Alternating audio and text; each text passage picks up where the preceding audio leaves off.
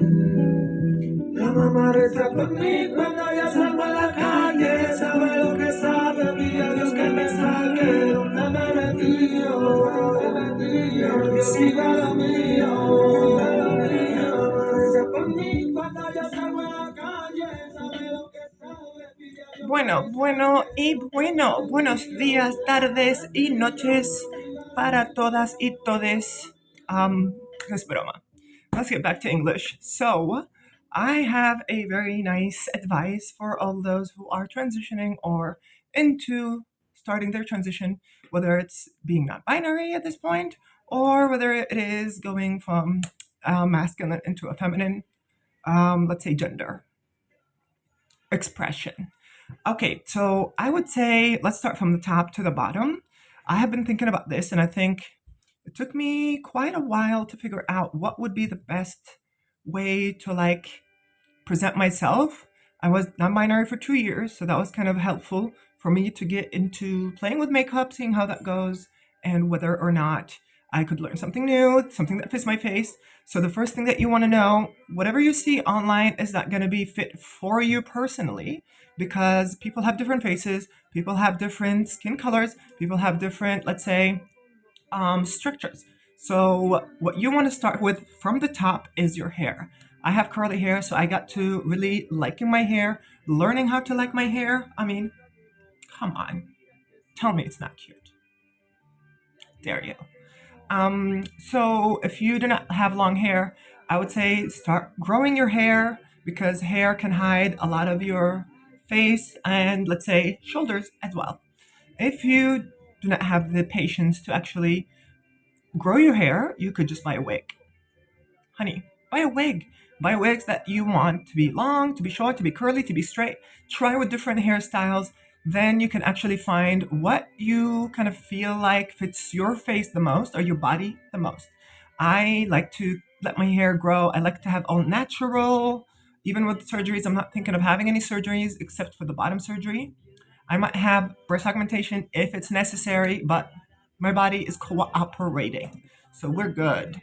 Now, you can go on Temu to get cheap wigs. You can go on Shein to get cheap wigs. And if you want really good quality wigs, you could go somewhere else to find them. That's not really very hard.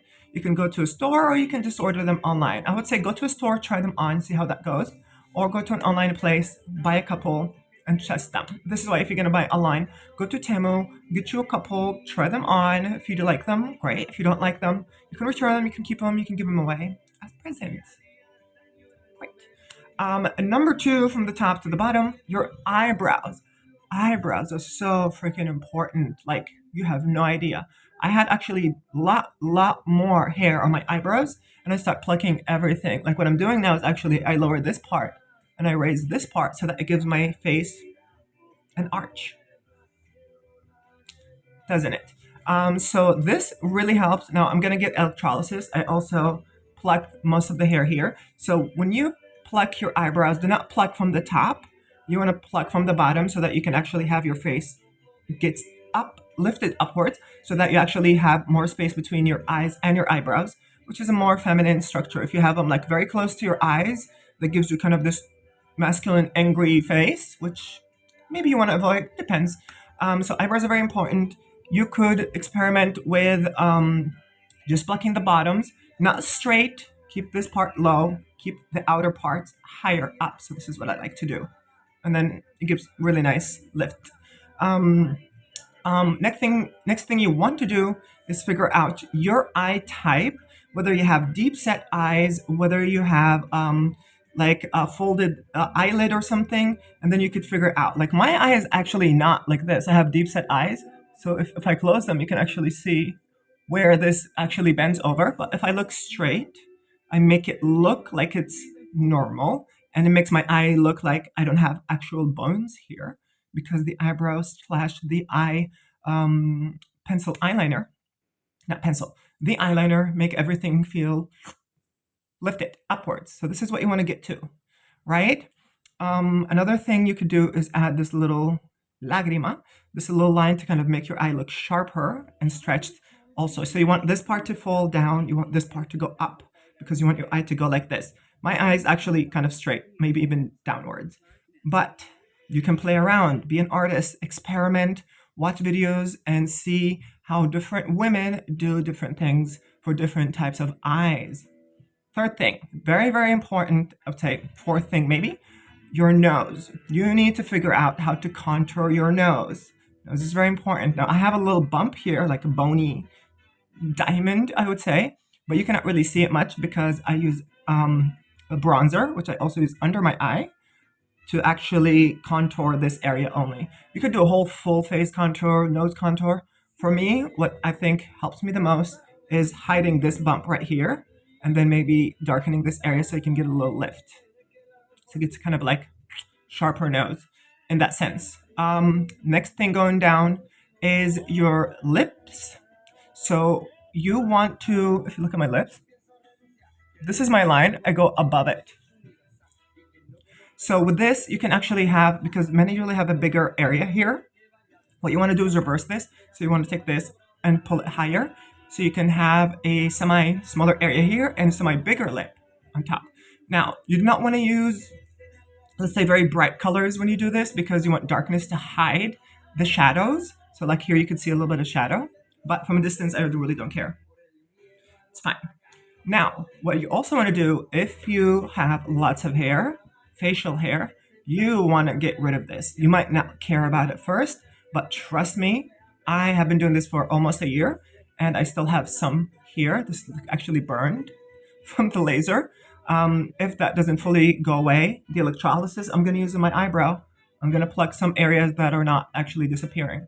I also bought myself an IPL laser machine, which is luz pulsada. No sé cómo se dice en inglés, pero it's like at-home laser light impulse, like pulses or something.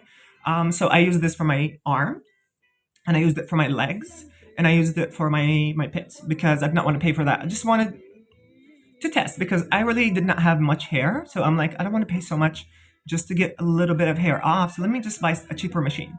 I still use the machine, not every day, but it works. So get your face lasered. All of this, all of it, honey, all of it, all of it, all of it. It's going to make your face look different because the beard cuts your face in a certain shape. And that also gets you a 5 o'clock shadow, which I used to struggle with my makeup. Not anymore. Now, once you get down, you want to think of your clothes.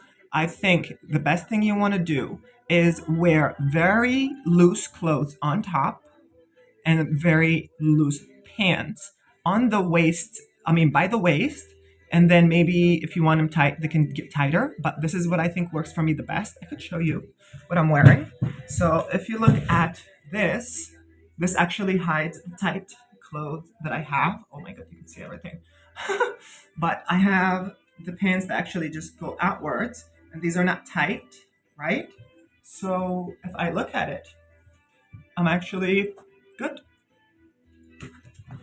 Right? So this is kind of something you want to figure out with your clothes. I want to wear tight clothes, but when I'm wearing tight clothes, I just have a massive, massive attack of dysphoria. So I eventually learn to ignore and avoid everything tight.